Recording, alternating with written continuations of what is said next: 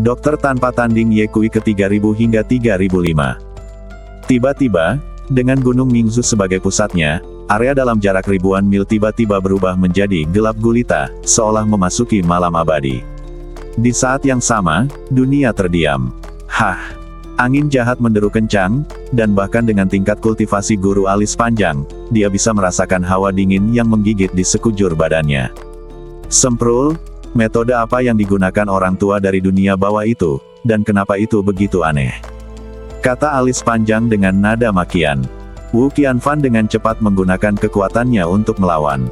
Adapun prajurit terlarang, mereka sudah menggigil kedinginan, bibir mereka ungu, dan ada embun beku di alis dan rambut mereka.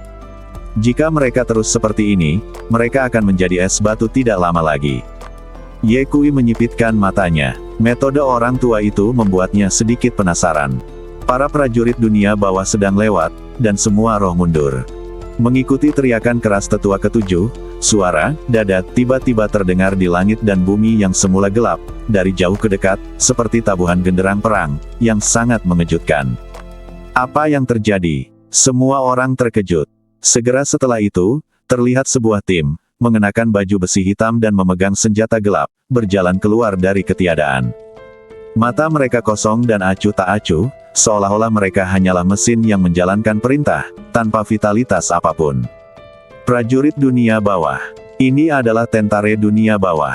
Wu Qianfan berseru kaget. Bagaimana kamu tahu mereka adalah tentara dunia bawah? Tuan alis panjang bertanya. Wu Qianfan berkata, saya telah melihatnya di buku-buku kuno. Para prajurit dunia bawah itu berbaris serempak, dan kemanapun mereka lewat, udaranya tampak membeku, membentuk dunia yang sunyi senyap. Ini pemandangan yang mengerikan. Ye Changsheng, aku ingin membalaskan dendam Lao Jiu dan yang lainnya. Hari ini adalah hari kematianmu. Ye Kui melihat sekeliling dan melihat tentara dunia bawah datang seperti air pasang, mengelilinginya. Ada puluhan ribu orang. Setiap prajurit dunia bawah memancarkan aura berbahaya, seolah-olah mereka akan menerkamnya kapan saja dan mencabik-cabiknya. Namun, Ye Kui tidak menunjukkan rasa takut. Kamu ingin membunuhku hanya karena sampah ini. Kamu terlalu meremehkanku. Ye Kui selesai berbicara dan mulai menggunakan energi spiritualnya. Berdengung. Dalam sekejap, badan Ye Kui dipenuhi cahaya keemasan, seperti terik matahari, menerangi ruang gelap ini. Tidak ada kejahatan yang bisa menyerang, roh melindungi badan. Ye Kui berteriak pelan, dan cahaya keemasan di sekelilingnya menjadi lebih menyilaukan, membentuk perisai pelindung yang tidak bisa dihancurkan yang menghalangi aura jahat dari para prajurit dunia bawah itu. Aduh! Ketika tentara dunia bawah melihat ini, mereka tidak bergeming, tetapi menerkam mereka dengan lebih ganias. Senjata dunia bawah di tangan mereka membuat jejak hitam di udara, terbang menuju Ye Kui dengan niat membunuh yang menusuk. Tanpa diduga, ketika senjata hantu itu menyentuh cahaya keemasan di sekitar Ye Kui, mereka sepertinya menabrak dinding yang tak terlihat, mengeluarkan suara dang dan hancur satu demi satu. Lalu, Ye Kui mengangkat tangan kanannya dan mengulurkan jari tengahnya. Aduh! Sebuah bola api aneh tingkat suci seukuran sebutir beras muncul dari ujung jari. Pergi! Ye Kui melambaikan jarinya. Saat api aneh itu keluar, tiba-tiba ukurannya bertambah, seperti naga api, bergerak di antara para prajurit dunia bawah. Kemudian, jeritan itu tidak ada habisnya. Dimanapun api aneh itu lewat, para prajurit dunia bawah berjatuhan satu demi satu, berubah menjadi gumpalan asap hitam dan menghilang. Dalam sekejap, mayat puluhan ribu tentara dunia bawah lenyap. Bagaimana ini mungkin? Setelah melihat ini, tetua ketujuh sangat terkejut hingga matanya hampir jatuh ke tanah. Dia tidak menyangka bahwa kekuatan Ye Kui begitu kuat sehingga bahkan tentara dunia bawah pun tidak bisa menyakitinya sedikitpun. Ye Kui mencibir. Baginya, para prajurit dunia bawah ini tidak lebih dari ayam dan guguik. Orang tua, trik apa lagi yang kamu punya? Gunakan saja. Aku tidak percaya aku tidak bisa membunuhmu. Wajah tetua ketujuh muram, dengan tatapan tajam di matanya. Dia tidak pernah menyangka bahwa tentara dunia bawah yang dia panggil akan sangat rentan terhadap Ye Kui. Orang tua, jangan buang waktu, gunakan saja cara apapun yang kamu punya. Nak, jangan terlalu bangga. Tetua ketujuh berkata dengan gigi terkatup, aku punya banyak trik, dan aku akan membuatmu kehilangan jiwamu hari ini. Setelah mengatakan itu, tetua ketujuh dengan cepat membentuk segel dengan tangannya dan menggumamkan sesuatu di mulutnya. Gelombang spiritual aneh berpusat padanya dan menyebar ke semua sisi. Ye Kui melihat sekilas niat tetua ketujuh dan mendengus dalam hatinya, kamu ingin menggunakan serangan spiritual untuk menghadapiku. Kali ini kamu telah menendang lempengan besi. Pada saat fluktuasi mental tetua ketujuh melonjak, Ye Kui menutup matanya sedikit dan pikirannya tenggelam ke dalam kesadarannya. Dalam kesadarannya, ada gelombang agung, dan Yuan Shen berdiri di dalamnya, seperti seorang kaisar ilahi yang abadi. Bagus sekali. Ye Kui berteriak dalam hatinya, dan jiwanya tiba-tiba membuka matanya dan menembakkan dua sinar terang. Segera setelah itu, Ye Kui juga meluncurkan teknik serangan mental. Kekuatan spiritualnya lebih kuat dan lebih murni dibandingkan dengan tujuh sesepuh. Gelombang spiritual yang kuat muncul dari kesadarannya dan bertabrakan dengan serangan spiritual tetua ketujuh. Ledukan. Begitu dua kekuatan spiritual bertabrakan, tetua ketujuh tiba-tiba merasakan kekuatan serangan balik yang besar datang, membuat jiwanya bergetar. Tetua ketujuh berteriak, wajahnya langsung menjadi pucat seperti kertas, dan tujuh lubangnya berdarah. Serangan mentalnya, tapi serangan balik Ye Kui, tidak hanya tidak melukai Ye Kui sama sekali, tapi juga rusak parah oleh kekuatan mental Ye Kui. Tetua ketujuh merasakan sakit kepala yang membelah dan jiwanya seperti terkoyak. Rasa sakitnya tak tertahankan. Dia terhuyung beberapa langkah dan hampir jatuh ke tanah. Orang tua, apa kabar? Bukankah rasanya enak? Ye Kui tertawa mengejek. Hati tetua ketujuh dipenuhi dengan keengganan dan kemarahan. Bagaimana mungkin? Mengapa kekuatan mental anak ini begitu menakutkan? Mungkinkah dia putra seorang kaisar tertentu? Penatua ketujuh tidak pernah bermimpi bahwa dia akan kalah dari Ye Kui dalam serangan mental. Ini tidak diragukan lagi sangat memalukan baginya. Hai Changsheng, jangan berpuas diri, aku masih punya kemampuan. Sebelum tetua ketujuh selesai berbicara, Ye Kui menamparkan wajahnya. Retakan. Tetua ketujuh terlempar oleh telapak tangan Ye Kui. Badannya seperti layang-layang dengan tali putus, dan dia jatuh ke tanah. Kutu kupret, sudah kubilang jangan bicara omong kosong. Kamu tidak bisa memahami orang, kan? Ye Kui berkata dengan tidak sabar, gunakan cara apapun secepat mungkin. Tetua ketujuh terbaring di tanah, dengan darah mengalir dari sudut mulutnya, dan kegilean serta tekad muncul di matanya. Dia tidak pernah menyangka bahwa dia akan berakhir seperti ini di depan Ye Kui. Entah itu karena meninggalnya tentara dunia bawah atau serangan mental, mereka gagal melukai Ye Kui sama sekali, melainkan menyebabkan dia menderita luka berat. Nak, kamu memaksaku melakukan ini. Raung tetua ketujuh, suaranya penuh keengganan dan kemarahan, berkata, hari ini, aku pasti akan membunuhmu di sini. Setelah mengatakan itu, tetua ketujuh tiba-tiba menjabat tangannya, dan cahaya terang keluar dari badannya dan melesat langsung ke langit. Saya melihat cahaya itu mengandung aura kuno dan kuat, yang membuat dunia berubah warna. Senjata takdir ilahi. Ekspresi Wu Qianfan berubah drastis, dia merasakan kekuatan mengerikan di aura itu dan mengingatkan, bos, hati-hati. Jangan khawatir, kutu kupret kecil itu adalah eksistensi yang tak terkalahkan. Alis panjang tampak santai dan melanjutkan, tapi orang tua itu akan mati. Meskipun senjata ajaib kelahiran sangat kuat, sekali digunakan, hampir setara dengan menggunakan seluruh kekuatan badan, baik hidup atau mati. Bahkan jika Anda cukup beruntung untuk bertahan hidup, Anda akan kehilangan efektivitas tempur Anda. Jelas sekali bahwa tetua ketujuh benar-benar mencoba yang terbaik. Ye Kui menatap cahaya yang naik ke langit dengan ekspresi jijai. Kamu ingin membunuhku hanya karena senjata dewa. Ye Kui mencibir. Sosoknya berdiri semakin tinggi dalam cahaya keemasan, seperti dewa perang yang tak terkalahkan. Retak. Tetua ketujuh berdiri dan memegang senjata suci itu erat-erat dengan kedua tangannya. Itu adalah senjata yang berbentuk seperti pedang. Pergilah ke neraka. Tetua ketujuh meraung dengan marah dan menebas Ye Kui dengan pedangnya. Cahaya pedang menembus langit, langsung menuju Ye Kui dengan kekuatan untuk menghancurkan dunia. Kemanapun ia melewatinya, semuanya berubah menjadi bubuk. Ketika Ye Kui melihat ini, dia meninjunya tanpa mengucapkan sepatah kata pun. Ledukan. Tinju dan pedang bertabrakan di udara, menyebabkan suara gemuruh yang memekakkan telinga. Saat itu, langit dan bumi seakan bergetar dan bersinar terang.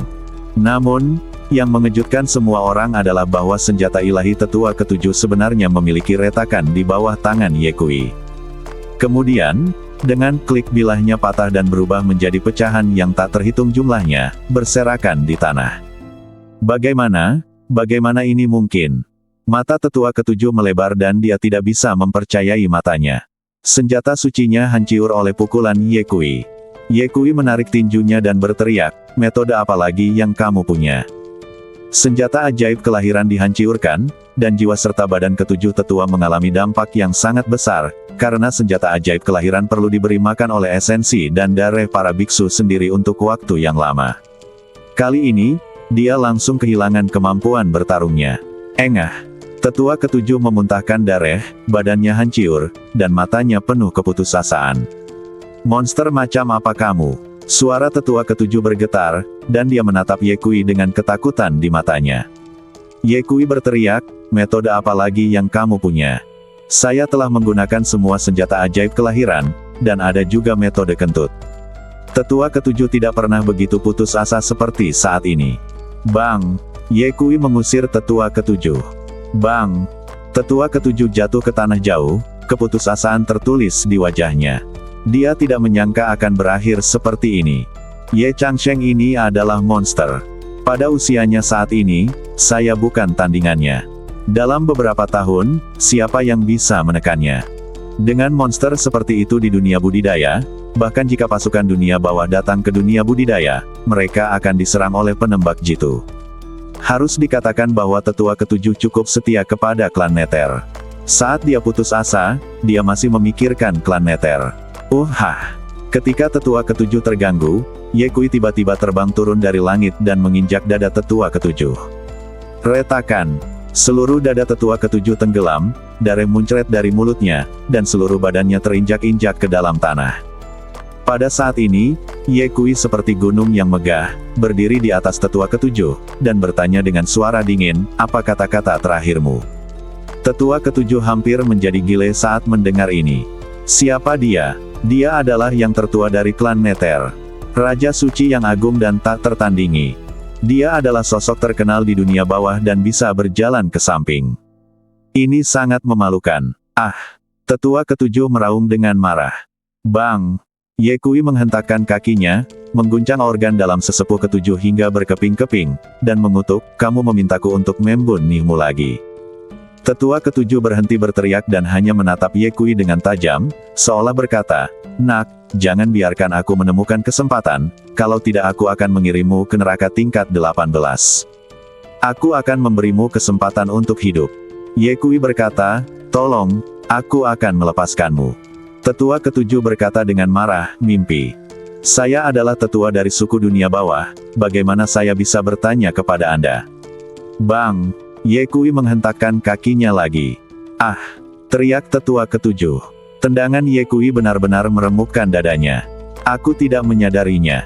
Kamu sudah tua. Kamu tidak tinggi, tapi tulingmu cukup kuat.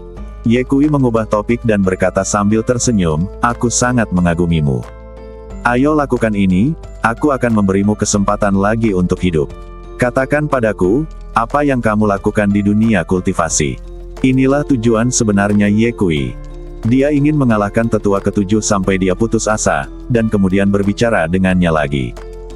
Tetua ketujuh terbaring di tanah, dadanya terinjak-injak, dan darah memotori tanah di bawahnya, namun matanya masih keras kepala dan tidak menunjukkan niat untuk menyerah. Jangan berharap mendapat kabar apapun dari tetua ini. Meskipun suara tetua ketujuh lemah, namun penuh tekad.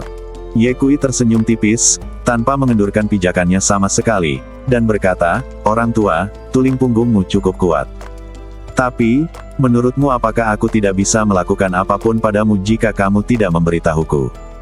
Penatua ketujuh menjawab, nak, bahkan jika kamu membunuhku, kamu bahkan tidak bisa mengeluarkan sepatah kata pun dari mulutku. Bagaimana manusia sepertimu bisa membongkar rahasia klan Nether? Ye Kui mengangkat alisnya, dan cahaya dingin muncul di matanya, benarkah? Kalau begitu aku ingin melihat seberapa keras tulingmu.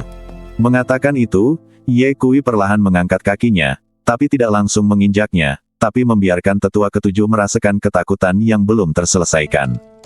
Saya akan memberi Anda satu kesempatan terakhir untuk memberitahu Anda tujuan datang ke dunia kultivasi dan mengampuni hidup Anda. Suara Ye Kui sedingin es. Tetua ketujuh tertawa keras, dan tawa itu penuh dengan sarkasme. Wah, menurutmu apakah aku akan mempercayai kebohonganmu?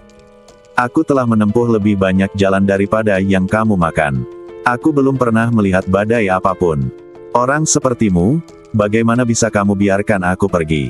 Kamu orang tua, kamu benar-benar seperti batu di dalam lubang, bau dan keras. Ye Kui berdiri tegak dan memandang sesepuh ketujuh dengan merendahkan, seolah-olah dia sedang melihat orang mati. Orang tua, karena kamu tidak ingin mengatakannya, maka aku harus menggunakan cara yang luar biasa. Ketika tetua ketujuh mendengar ini, sedikit kepanikan muncul di matanya. Dia tahu betul bahwa, cara luar biasa, yang disebutkan Ye Kui jelas bukan hal yang baik. Kamu, apa yang ingin kamu lakukan? Tetua ketujuh bertanya dengan gelisah. Ye Kui tersenyum sedikit, tetapi di mata tetua ketujuh, senyuman itu lebih menakutkan daripada iblis. Kamu adalah tetua klan Nether. Kamu harus tahu bahwa ada mantra yang bisa secara langsung memperoleh ingatan dan rahasia orang. Ketika tetua ketujuh mendengar ini, wajahnya langsung menjadi pucat, mencari jiwa. Seperti yang diharapkan, kamu tahu. Ye Kui berkata sambil tersenyum, meskipun mantra semacam ini agak kejam, itu sempurna untukmu. Kamu berani. Tetua ketujuh meraung dengan marah, mencoba menggunakan keberanian terakhirnya untuk menakuti Ye Kui. Namun, senyuman di wajah Ye Kui tidak berkurang, tidak ada apapun di dunia ini yang tidak berani saya lakukan. Setelah menyelesaikan kata-katanya, Ye Kui menunjuk ke alis tetua ketujuh. Ye Kui menunjukkan, dan hendak menggunakan pencarian jiwa pada tetua ketujuh. Tiba-tiba, pedang Suanyuan yang tersembunyi di matanya bergetar hebat, mengeluarkan peringatan. Perubahan mendadak membuat hati Ye Kui bergetar, dan dia segera menyadari bahwa ada bahaya. Pada saat ini, tetua ketujuh, yang terbaring di tanah dan tampak putus asa, tiba-tiba menunjukkan ekspresi ganias di wajahnya. Ada cahaya gile di matanya, seolah dia telah membuat keputusan ekstrim. Nak, kamu ingin mencari jiwaku. Apakah kamu sedang bermimpi? Raung tetua ketujuh, suaranya penuh tekad untuk mati bersama. Ketika Ye Kui melihat ini, dia segera mengerti bahwa lelaki tua ini sebenarnya berencana untuk menghancurkan jiwanya sendiri dan menyeretnya untuk dikuburkan bersamanya. Namun, akankah Ye Kui melakukan apa yang dia inginkan? Ye Kui telah berjaga untuk waktu yang lama, dan dia sudah bereaksi segera setelah roh tetua ketujuh berfluktuasi secara tidak normal. Kamu ingin meledukkan dirimu sendiri. Kamu belum memenuhi syarat. Ye Kui mendengus dingin, dan menutupinya dengan telapak tangannya. Kekuatan tak terlihat langsung menyelimuti tetua ketujuh, mengunci jiwanya yang akan menghancurkan dirinya sendiri. Tetua ketujuh merasakan kekuatan yang tak tertahankan menekannya, dan jiwanya yang awalnya bengkak ditekan oleh kekuatan ini. Dia melebarkan matanya dan menatap Ye Kui dengan tidak percaya, seolah dia sedang melihat monster. Kamu, bagaimana kabarmu? Suara tetua ketujuh bergetar. Dia tidak menyangka Ye Kui bisa mendeteksi niatnya begitu cepat dan menghentikannya. Orang tua, kamu baru saja melakukan trik kecil ini, dan kamu masih ingin melakukannya di depanku. Ye Kui mensibir dan menunjuk ke alis tetua ketujuh lagi. Teknik pencarian jiwa akan segera digunakan. Namun, pada saat kritis ini, jiwa tetua ketujuh tiba-tiba bergetar hebat. Wah! Ye Kui dengan cepat mundur. Segera setelah itu, dengan suara ledukan, jiwa tetua ketujuh meleduk dengan sendirinya tanpa kekuatan eksternal apapun. Ledukan. Suara ledukannya seperti guntur, dan roh serta badan tetua ketujuh langsung berubah menjadi kabut darah. Adegan ini mengejutkan semua orang. Ekspresi Ye Kui juga berubah. Dia tidak menyangka perubahan seperti itu akan terjadi. Jiwa Raja Suci yang tak tertandingi meleduk dengan kekuatan yang sangat menakutkan.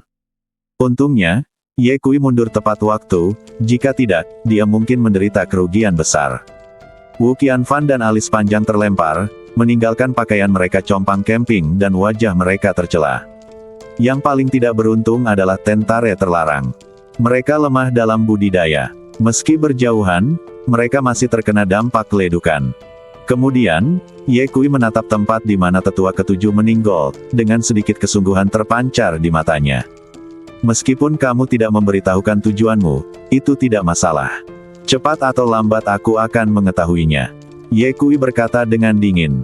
Saat ini, Wu Qianfan dan alis panjang datang. Orang tua ini benar-benar kejam, kata alis panjang. Wu Qianfan berkata, saya lebih suka meledukkan jiwa saya daripada mengungkapkan rahasia saya. Saya pria yang tangguh. Ye Kui berkata, dia memiliki niat untuk menghancurkan jiwanya, dan dia akan menarikku untuk mendukungnya, tapi aku menghentikannya. Lalu mengapa jiwanya meleduk? Tuan alis panjang bertanya dengan bingung. Ye Kui berkata, ada kekuatan dalam jiwa orang tua itu. Selama dia secara paksa mencari jiwanya, jiwanya akan meleduk. Apakah ada hal seperti itu? Tuan alis panjang terkejut. Ye Kui berkata, namun, semakin sering ini terjadi, semakin penasaran aku, apa rencana klan Nether? Bos, apa yang harus kita lakukan selanjutnya? Wu Qianfan bertanya. Meskipun para tetua klan Nether terbunuh kali ini, tidak ada informasi berguna yang diperoleh. Satu-satunya harapan adalah altar teleportasi menuju dunia bawah. Ye Kui berpikir sejenak dan berkata, saya mendengar dari dua tetua klan Nether sebelumnya bahwa orang hilang di beberapa kota telah menjadi nutrisi, dan saya khawatir situasinya sudah dalam bahaya. Mari kita tinggal di sini selama 1 hari lagi dan melihat apakah ada orang dari klan Nether yang keluar. Jika tidak ada yang keluar, tinggalkan tentara terlarang di sini untuk berjaga, dan kita akan mencari cara lain. Wu Qianfan mengangguk, hanya itu yang bisa dilakukannya. Ye Kui telah memikirkannya. Jika dia tidak dapat menemukan berita apapun tentang klan Nether lagi, dia akan pergi ke Sekte Pedang Qingyun. Pada saat yang sama, neraka. Altar teleportasi besar berdiri tegak, diukir dengan rune yang rumit dan tidak dapat diprediksi, memancarkan cahaya redup. Pangeran dunia bawah berdiri di depan altar, posturnya tinggi dan lurus, dan matanya menunjukkan keagungan dan kesungguhan yang tidak perlu dipertanyakan lagi. Terlihat bahwa ia masih sedikit khawatir dengan kepergian sesepuh ke-7 dan sesepuh ke-8 ke dunia kultivasi. Beberapa tetua lainnya berdiri di belakang Pangeran Dunia Bawah. Pangeran Dunia Bawah menatap ke arah altar teleportasi, sedikit mengernyit, dan berkata, saya tidak tahu apa yang terjadi. Sejak tetua ke-7 dan tetua ke-8 pergi, saya menjadi sedikit tidak nyaman. Yang mulia, saya yakin Lao Qi dan Lao Ba telah tiba di dunia kultivasi sekarang. Mereka akan berhasil menyelesaikan misi mereka. Anda tidak perlu terlalu khawatir. Tetua kedua membungkuk dan berkata. Setelah mendengar ini, beberapa tetua lainnya setuju dengan tetua kedua, mencoba menenangkan sang pangeran. Apa yang dikatakan tetua kedua benar sekali. Tetua ke-7 dan ke-8 luar biasa dan akan segera berhasil. Tetua ketiga mengelus janggutnya, nadanya penuh percaya diri pada kedua tetua itu. Ya, yang mulia, jangan khawatir. Keduanya bekerja sama, bahkan jika mereka menghadapi lawan yang lebih kuat, mereka dapat menanganinya dengan mudah. Kuharap begitu, kata Pangeran Dunia Bawah dengan lembut. Dia berdoa dalam hati agar Penatua ke-7 dan Penatua ke-8 dapat kembali dengan selamat dan membawa kembali orang-orang serta informasi yang dia butuhkan. Tetua kedua tersenyum dan berkata, ketika Lao Qi dan Lao Ba kembali dengan kemenangan, kita akan dapat membuka gerbang menuju dunia bawah dan menyapu seluruh dunia kultivasi di bawah kepemimpinan yang mulia. Namun, pada saat kata-kata ini diucapkan, seorang penjaga bergegas mendekat, wajahnya pucat dan matanya penuh kepanikan. Berdebar. Penjaga itu berlutut di belakang Pangeran Dunia Bawah dan melaporkan dengan suara gemetar, Yang mulia, sesuatu yang serius telah terjadi. Pangeran Dunia Bawah bertanya, mengapa kamu begitu bingung? Jangan terburu-buru. Bicaralah perlahan. Penjaga itu melaporkan, Yang mulia, tetua ke-8. Lampu kehidupan tetua ke-8 telah padam. Begitu kata-kata ini keluar, pemandangan menjadi sunyi senyap. Mata Pangeran Dunia Bawah tiba-tiba menjadi sangat dingin, dan dia berteriak, apa katamu? Katakan lagi. Penjaga itu berkata dengan gemetar, lampu kehidupan sesepuh ke-8 telah padam. Mendengar ini, Pangeran Klan Nether sedikit bergoyang, dan cahaya yang luar biasa muncul di matanya. Lampu kehidupan tetua ke-8 padam, yang berarti tetua ke-8 telah meninggal. Ini tidak diragukan lagi merupakan pukulan besar bagi klan Nether. Ini, bagaimana ini mungkin? Tetua kedua berteriak. Wajahnya penuh keterkejutan dan ketidakpercayaan. Tetua ke-8 begitu kuat, bagaimana dia bisa tiba-tiba jatuh? Terlebih lagi, tetua ke-8 baru saja pergi ke dunia kultivasi. Tetua ketiga juga memiliki ekspresi keheranan di wajahnya. Tangannya yang mengelus janggutnya membeku di udara, dan dia terdiam untuk waktu yang lama. Beberapa tetua lainnya melebarkan mata mereka, seolah-olah mereka telah mendengar hal yang paling luar biasa di dunia. Apakah kamu yakin? Pangeran dunia bawah bertanya dengan suara yang dalam. Meskipun suaranya tenang, itu menyampaikan keagungan yang tidak perlu dipertanyakan lagi. Ya, tentu. Penjaga itu mengangguk dengan gemetar, wajahnya semakin pucat. Bang!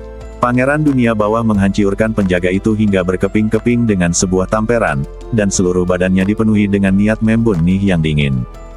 Tetua ke-8 baru saja pergi ke dunia kultivasi, mengapa dia mati? Apa yang terjadi padanya? Apakah sesuatu yang besar terjadi di dunia kultivasi? Atau dunia kultivasi sudah mengetahui rencana kita? Serangkaian pertanyaan dari pangeran dunia bawah menggantung di udara, dan tidak ada yang bisa menjawabnya. Suasana di seluruh adegan itu begitu berat hingga seolah membeku, dan wajah setiap tetua dipenuhi dengan keterkejutan dan kebingungan. Demikian pula, hati mereka penuh dengan pertanyaan. Mereka juga ingin bertanya, mengapa tetua ke-8 meninggal begitu dia pergi ke dunia kultivasi. Hah! Saat itu, hembusan angin dingin datang. Segera setelah itu, bayangan hitam aneh diam-diam muncul di depan pangeran dunia bawah. Sosok berkulit hitam ini mengenakan jubah hitam dan topi hitam, memegang tongkat tengkiorak. Wajahnya sepucat kertas, dan sosoknya bungkuk, seolah-olah sedang membawa cangkang kura-kura di punggungnya. Imam besar. Ketika tetua kedua melihat orang ini, hatinya tenggelam, dan perasaan tidak nyaman langsung melonjak ke dalam hatinya. Selain 10 tetua, klan Nether juga memiliki seorang pendeta tinggi. Imam besar ini memiliki status khusus di klan Nether dan setara dengan para tetua. Namun, dia biasanya hidup dalam pengasingan dan tidak muncul kecuali terjadi peristiwa penting. Pada saat ini, kemunculan tiba-tiba imam besar tidak diragukan lagi menimbulkan banyak kecurigaan di benak semua orang. Imam besar, kenapa kamu ada di sini? Pangeran dunia bawah juga terkejut dan bertanya. Imam besar perlahan mengangkat kepalanya, matanya yang tenggelam ke dalam rongganya bersinar dengan cahaya redup, dan melaporkan dengan lembut, "Yang mulia, tetua ke-7 telah meninggal." Perkataan imam besar itu seperti bom yang langsung meleduk di tempat kejadian. Apa? Laoki juga meninggal? Bagaimana ini mungkin? Baik Laoki dan Laoba sudah mati. Tapi mereka baru saja tiba di dunia kultivasi. Siapa yang bisa memberitahuku apa yang terjadi? Mungkinkah titik teleportasi telah terungkap dan seseorang sedang menunggu di sana, dan Laoki serta Laoba akan membunuh mereka segera setelah mereka muncul?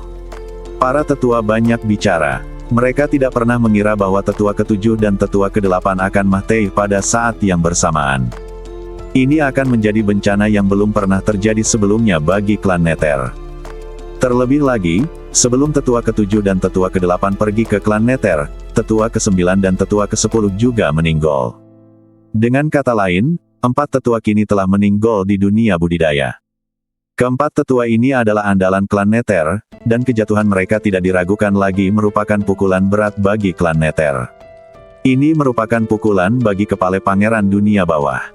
Dia ingin menyelesaikan urusan Kaisar Hades yang belum selesai, membuka gerbang menuju dunia bawah, menyapu dunia budidaya, dan menaklukkan dunia. Tapi sekarang, 4 tetua meninggal sebelum mereka meninggalkan Tentare. Sayang sekali. Yang mulia, saya telah menyimpulkan penyebab kematian tetua ke-7, lanjut imam besar.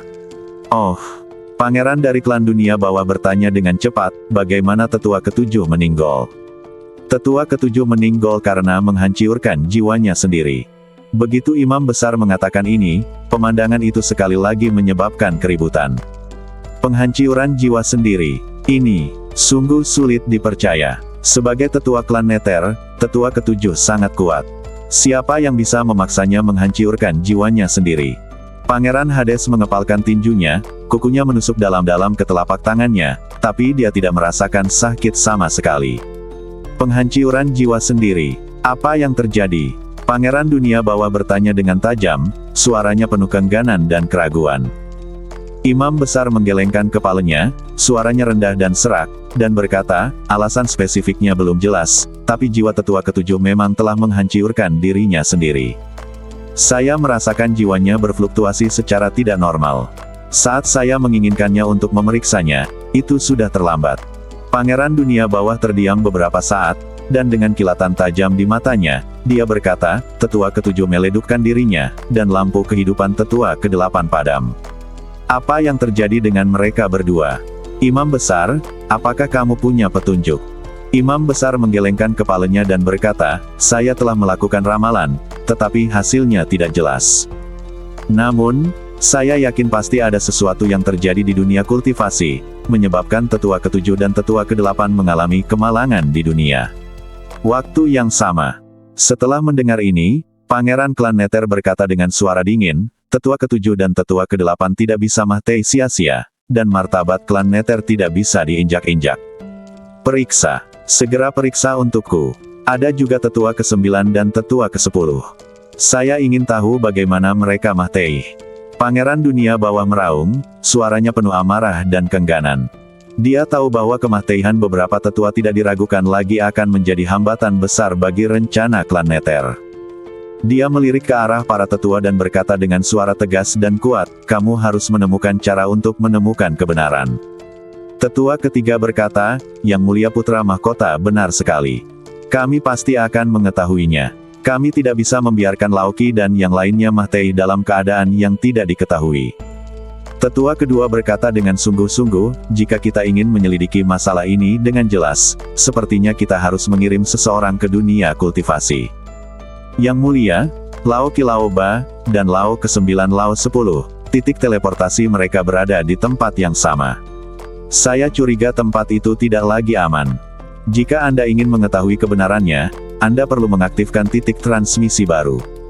Setelah mendengar ini, mata Pangeran dunia bawah bersinar dengan cahaya yang bijaksana, dan bertanya, di mana 7 tetua dan yang lainnya dikirim ke dunia budidaya. Tetua kedua menjawab, Zongsu. Pangeran suku Nether berkata, 4 tetua berturut-turut telah tewas di benua tengah. Jelas sekali, benua tengah menyembunyikan bahaya besar, atau musuh telah mengetahui tentang titik teleportasi dan memasang jaring di sana.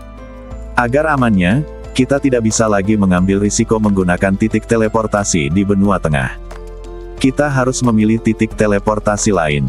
Menurutmu titik teleportasi mana yang lebih baik untuk diaktifkan?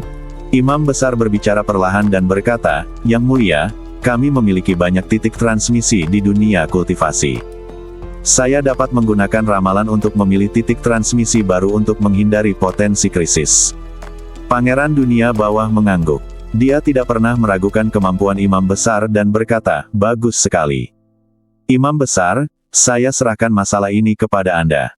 Pastikan untuk memilih titik transmisi yang aman. Kami tidak mampu menanggung kerugian apapun. Jangan khawatir, Yang Mulia.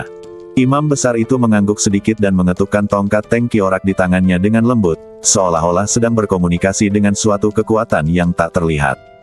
Segera, Imam besar perlahan membuka matanya, sedikit kelelahan muncul di matanya, dan berkata, Yang Mulia, saya telah menemukan titik teleportasi yang relatif aman.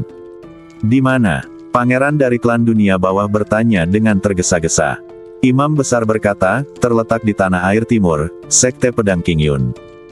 Ketika Pangeran klan Nether mendengar ini, kilatan cahaya melintas di matanya, dan dia berkata dengan suara yang dalam, Sekte Pedang Qingyun.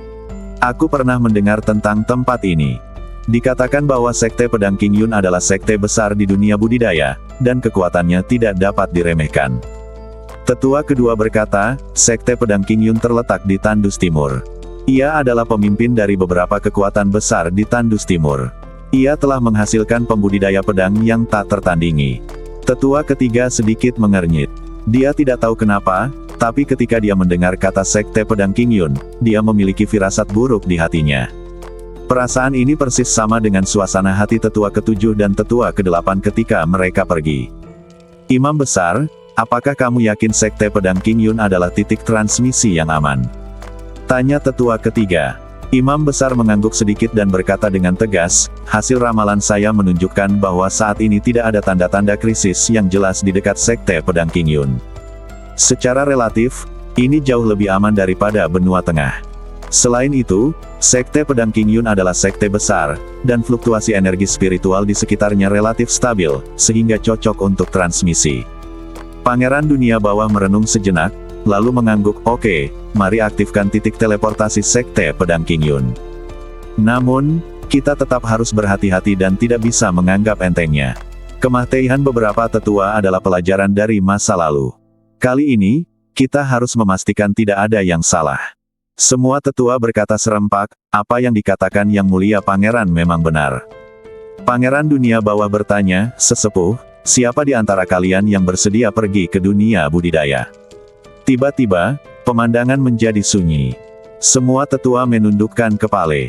Jika itu terjadi di masa lalu, mereka pasti akan maju, tetapi kematian 4 tetua berturut-turut menyadarkan mereka bahwa dunia kultivasi tidaklah sederhana. Jika Anda mengambil inisiatif untuk meminta bantuan, Anda mungkin berisiko mengalami kematian. Mengapa kamu tidak bersedia? Mata Pangeran Dunia Bawah menjadi gelap dan dia berkata dengan tidak puas, kamu terus mengatakan bahwa kamu ingin membantuku dan menyelesaikan tujuan besarku, tetapi sekarang ketika aku membutuhkanmu, mengapa kamu tidak mengatakannya? Apapun. Tetua kedua, menurutmu siapa yang lebih pantas dikirim ke dunia kultivasi kali ini? Tetua kedua melihat sekeliling dan menghela nafas dalam hatinya ketika dia melihat semua orang menundukkan kepala. Aku bahkan tidak ingin pergi. Karena kamu tidak mau, kamu hanya bisa pergi sendiri. Penatua pertama tidak bisa keluar sendirian. Sebagai penatua kedua, dia harus memberi contoh. Memikirkan hal ini, tetua kedua berkata, Yang Mulia, apakah Anda ingin saya pergi? Dalam sekejap, para tetua lainnya mengangkat kepala dan melihat ke arah tetua kedua. Tidak. Pangeran klan Nether langsung menolak dan berkata, ada banyak urusan di klan. Sekarang tetua pertama sedang mundur. Masih banyak hal yang pangeran perlu andalkan pada tetua kedua. Anda tidak bisa meninggalkan klan Nether. Mendengar ini, para tetua lainnya dengan cepat menundukkan kepala. Melihat pemandangan ini, Pangeran Dunia Bawah mendengus dingin, bukankah kalian semua ingin pergi ke dunia kultivasi sebelumnya? Mengapa tidak ada di antara kalian yang bersedia sekarang? Anda juga mengatakan itu sebelumnya. Bisakah Anda membandingkan sekarang dengan sebelumnya? Semua tetua tetap diam. Mata Pangeran Dunia Bawah berkedip-kedip dan dia berkata, karena kamu tidak mau pergi, aku tidak bisa memaksa orang lain untuk melakukannya. Mendengar ini, beberapa tetua menghela nafas lega. Tanpa diduga, Pangeran Dunia Bawah mengubah suaranya dan berkata, tetua kedua, Anda dapat mengatur masalah ini, tetapi Anda harus menemukannya di antara para tetua. Saya tidak mempercayai yang lain. Ya, tetua kedua tersenyum pahit di dalam hatinya. Yang Mulia telah memberikan masalah yang sulit padanya. Kemudian, tetua kedua memandang tetua lainnya dan berkata, niat Yang Mulia Putra Mahkota sangat jelas. Kita harus meminta seseorang pergi ke dunia kultivasi, dan orang ini harus dipilih di antara kita. Saya memahami kekhawatiran semua orang, tapi kita juga harus menyadari bahwa ini adalah langkah kunci bagi perkembangan dan pertumbuhan klan Nether. Sebagai tetua, kita tidak bisa mundur. Saya harap seseorang maju. Setelah tetua kedua selesai berbicara, suasana masih hening. Setiap tetua menundukkan kepalanya dan tetap diam. Kakak ketiga, tolong katakan sesuatu. Tetua kedua tidak bisa tidak menyebutkan namanya. Tetua ketiga berkata, bukannya kami tidak mau, hanya saja. Hanya saja apa yang terjadi baru-baru ini sungguh menakutkan. Tetua ke-7 dan ke-8, serta tetua ke-9 dan ke-10 sebelumnya, mereka semua saudara kita, tapi apa yang terjadi pada mereka? Tetua kedua mengangguk dan berkata dengan nada serius, saya mengerti, tetapi karena ini, kita harus menemukan kebenaran dan membalaskan dendam saudara-saudara yang jatuh. Pada saat yang sama, sebagai tetua, kami memiliki kewajiban dan tanggung jawab untuk membuka jalan bagi masa depan Hades. Bagaimana menurutmu? Para tetua masih diam. Pada saat ini, Imam Besar berkata perlahan, hasil ramalan menunjukkan bahwa Sekte Pedang Qingyun memiliki keberuntungan yang kuat. Selama Sekte Pedang Qingyun ditangkap, maka rencana Yang Mulia Putra Mahkota akan berhasil. Selanjutnya, mereka yang memenangkan Sekte Pedang King Yun akan beruntung. Oh, Pangeran Dunia Bawah tergerak hatinya dan berkata, mari kita lihat, siapapun yang mau pergi ke dunia kultivasi, ketika kemenangan datang, saya akan menghadiahinya dengan senjata kekaisaran. Mendengar ini, para tetua yang hadir mengangkat kepala mereka satu persatu. Yang mulia, saya bersedia pergi, kata tetua ketiga. Tetua keempat berkata, saya juga bersedia pergi. Tetua kelima berkata, tetua ketiga dan tetua keempat sudah tua, dan saya kuat, jadi lepaskan saya. Satu-satunya wanita tua di antara para tetua, tetua keenam, berkata sambil tersenyum, saya seorang wanita tua, dan kontribusi saya kepada klan Nether tidak sebaik milik Anda, jadi izinkan saya mengambil risiko. Pangeran Dunia Bawah mensibir di dalam hatinya, pasti ada orang-orang pemberani yang mendapat hadiah besar. Juga, menurut apa yang dikatakan Imam Besar, mereka yang memenangkan Sekte Pedang King Yun akan beruntung. Para tetua ini masih sangat muda. Dalam keadaan normal, sulit untuk membuat terobosan dalam kultivasi. Jika mereka diberkati oleh keberuntungan, mereka mungkin dapat meningkatkan kultivasi mereka dan memperpanjang umur mereka. Semua orang ingin melakukan bagian mereka untuk klan Nether. Saya sangat senang. Adapun kandidatnya, terserah Anda, tetua kedua, untuk memutuskan. Pangeran klan Nether melemparkan masalahnya lagi ke tetua kedua. Para tetua lainnya memandangi tetua kedua dengan penuh semangat. Tetua kedua berpikir sejenak dan berkata, mungkin, kita bisa mengadopsi sistem rotasi. Lao Jiu dan Lao Ten lah yang pertama kali terjun ke dunia kultivasi. Lao Qi dan Lao Ba lah yang pergi ke dunia kultivasi untuk kedua kalinya. Kali ini, Lao Wu dan Lao Liu pergi, bagaimana menurutmu? Sebelum para tetua dapat berbicara, Pangeran Dunia Bawah berkata, saya pikir saran dari tetua kedua adalah saran yang bagus. Tetua kelima, tetua keenam, mohon persiapkan diri Anda. Ayo segera berangkat tanpa basa-basi lagi. Ya, tetua kelima dan tetua keenam setuju sambil tersenyum. Para tetua lainnya sedikit iri. Selanjutnya, semua tetua mengambil tindakan bersama dan mengaktifkan altar teleportasi. Segera, tetua kelima dan tetua keenam berdiri di altar teleportasi.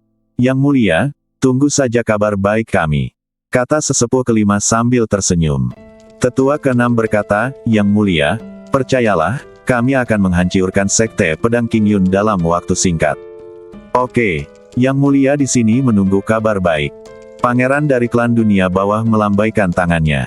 Dalam sekejap, sosok tetua kelima dan tetua keenam menghilang dari altar teleportasi.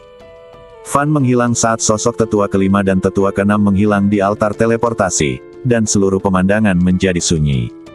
Pangeran suku Hades menatap altar dengan mata yang dalam, hatinya penuh harap. Saya mendoakan yang terbaik untuk mereka. Pangeran Dunia Bawah berkata dengan lembut, dengan sedikit nada khawatir di nadanya. Yang mulia, Lao Wu dan Lao Liu kaya akan pengalaman dan kekuatan. Mereka tidak akan khawatir selama perjalanan ini.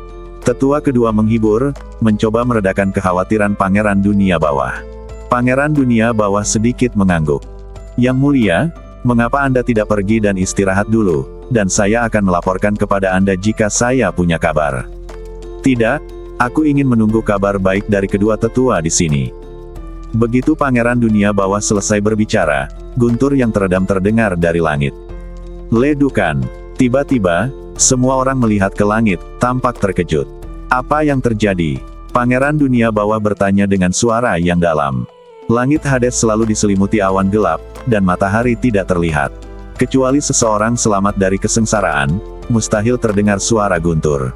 Apakah ini pertanda? Tanya tetua kedua. Pangeran Dunia Bawah bertanya, Imam Besar, bagaimana menurutmu? Aku akan segera meramal. Setelah Imam Besar selesai berbicara, dia menutup matanya dan mengetukkan tongkatnya dengan jari-jarinya. Setelah beberapa saat, dia membuka matanya dan berkata, Yang mulia, ini pertanda baik. Pangeran Dunia Bawah mengangkat alisnya, oh. Imam Besar berkata, saya kira itu pasti Penatua kelima dan Penatua keenam. Mereka akan membawa kabar baik kembali.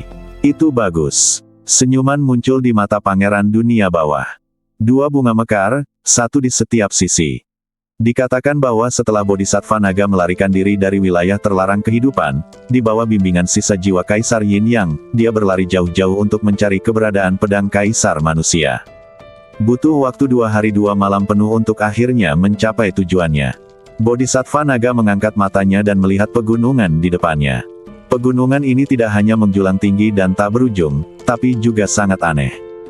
Alasan kenapa aneh adalah separuh pegunungan itu penuh dengan kehidupan dan pepohonan, seolah-olah merupakan anugerah alam, sedangkan separuh pegunungan lainnya tak bernyawa dan tak bernyawa, seperti negeri akhirat. Sungguh kontras sekali. Pada saat ini, suara Kaisar Yin yang terdengar di telinganya, berkata, pegunungan ini disebut pegunungan dua batas karena bentang alamnya yang unik, seolah-olah dipisahkan oleh Yin dan Yang. Setelah memasuki pegunungan, terus maju. Ada sebuah gua di bagian terdalam. Dikatakan bahwa pedang Kaisar Manusia ada di dalam gua itu. Namun, ada burung dan binatang buas yang tumbuh di pegunungan dua alam, dan ada juga bahaya yang tidak diketahui. Anda harus berhati-hati. Terima kasih Ayah Baptis telah mengingatkanku, aku akan memperhatikannya. Bodhisattva Naga sangat bersemangat. Dengan mendapatkan pedang Kaisar Manusia, aku bisa mendapatkan setengah dari keberuntungan umat manusia. Lalu aku akan bisa mengubah peruntunganku dan tidak lagi takut pada Ye Changsheng. Kamu Changsheng, tunggu saja aku. Kematianmu akan segera datang. Tanpa menunggu waktu, Bodhisattva Naga menyingkirkan pikirannya yang mengganggu dan langsung bergegas ke pegunungan. Namun, begitu dia memasuki pegunungan, dia merasakan suasana yang menindas, seolah-olah ada kekuatan tak kasat mata yang menahan tindakannya. Aneh kalau kamu tidak bisa terbang ke sini, itu menarik. Bodhisattva Naga memperhatikan sesuatu yang tidak biasa di sini, tetapi dia tidak khawatir. Menurutnya, selama Kaisar Kuasi tidak datang, siapa yang dapat melakukan apapun padanya. Lalu dia berjalan dengan angkuh ke pegunungan. Setelah beberapa saat, sekelompok binatang buas muncul dan menghalangi jalannya, memamerkan taring mereka dan bersiap menyerang. Hanya kamu binatang buas, kamu ingin menghentikanku. Bodhisattva Naga mensibir, lalu melepaskan aura yang kuat, menyapu binatang buas itu seperti angin kencang yang menyapu dedaunan yang berguguran. Engah, engah, engah. Satu demi satu, binatang buas itu tidak punya waktu untuk melarikan diri sebelum dihancurkan sampai mati oleh aura yang kuat, dengan darah berceceran di mana-mana. Rentan. Bodhisattva Naga bahkan tidak melirik mahiyat binatang buas itu, dan terus melangkah lebih dalam. Lingkungan di pegunungan menjadi semakin aneh. Kadang-kadang, Bodhisattva Naga melewati gurun yang sunyi, dan dalam sekejap mata, dia akan melangkah ke padang rumput yang berbunga-bunga. Kontras ekstrim ini sungguh ajaib. Bodhisattva Naga berhenti di atas rerumputan, memetik sekuntum bunga merah besar, menaruhnya di pelipisnya, lalu bergerak maju dengan gembira. Saat dia sedang berjalan melewati hutan lebat, aura berbahaya tiba-tiba menerpa dirinya. Bodhisattva Naga dengan cepat berhenti dan melihat sekeliling dengan hati-hati. Dia melihat seekor ular piton besar berwarna-warni tergantung perlahan di puncak pohon, matanya seperti obor, menatapnya. Piton langit berwarna-warni. Bodhisattva Naga mengenali asal-usul ular piton ini dan mendengus dingin, keluar sekarang, atau saya akan mengirimmu ke jalanmu. Kemah Teihan. Ular piton langit berwarna-warni itu bergetar, dan tiba-tiba angin kencang bertiup, menyebabkan dedaunan beterbangan. Ia membuka mulutnya yang berdarah, memperlihatkan sederet taring tajam, dan menerkam ke arah Bodhisattva Naga. Bodhisattva Naga mengelak dan dengan mudah menghindari serangan piton surgawi 7 warna. Kemudian dia memegang duri yin yang di tangannya dan menusuk langsung ke 7 inci dari piton surgawi 7 warna. Namun, ular piton langit berwarna-warni itu sangat licik. Ia memutar badannya dan dengan mudah menghindari serangan itu. Satu orang dan satu ular tiba-tiba terlibat pertempuran sengit. Meskipun Bodhisattva Naga sangat kuat, ular piton berwarna-warni ini bukanlah seseorang yang bisa dianggap enteng. Kedua belah pihak bola-balik, dan pertempuran menjadi semakin intens. Pertempuran ini berlangsung selama 10 menit. Akhirnya Bodhisattva Naga memasukkan duri yin yang ke kepala ular piton berwarna-warni dan membunuhnya. Bodhisattva Naga menyeka keringat di keningnya, memandangi bangkai ular besar itu, dan merasakan rasa kemenangan di dalam hatinya. Belum lagi ular piton, bahkan Raja Surga pun tidak bisa menghentikanku. Bodhisattva naga mensibir, menendang bangkai ular itu ke rumput di sebelahnya, dan terus bergerak maju. Saat dia melangkah lebih dalam, lingkungan di pegunungan menjadi semakin aneh, seolah-olah dia melangkah ke dunia lain di setiap langkahnya. Terkadang dia melewati rawa berkabut, dan terkadang dia memulai jalan yang dipenuhi duri. Namun, semua ini tidak dapat menghentikan Long Bodhisattva untuk bergerak maju. Dia mengatasi rintangan dan bergerak maju dengan berani. Perjalanannya lancar. Akhirnya, Bodhisattva naga sampai ke kedalaman Gunung Liangji dan melihat sebuah gua. Dia hendak melangkah ke dalam gua ketika tiba-tiba, perasaan krisis yang kuat melanda dirinya. Bodhisattva naga tiba-tiba berhenti dan melihat sekeliling dengan hati-hati, hanya untuk menemukan bahwa tidak ada yang aneh di sekitarnya. Namun, perasaan krisis di hatinya menjadi semakin kuat, seolah-olah ada bahaya fatal yang mendekat secara diam-diam. Apa yang terjadi? Long Bodhisattva ketakutan dan mengamati sekeliling dengan waspada. Tiba-tiba, gelombang aneh datang dari segala arah, dan barisan pembunihan besar-besaran muncul dari udara tipis, mengelilinginya. Aneh, mengapa ada barisan pembunihan di sini? Bodhisattva naga tidak banyak berpikir dan segera mulai menghancurkan formasi. Seperempat jam kemudian, dia berhasil menerobos formasi tersebut.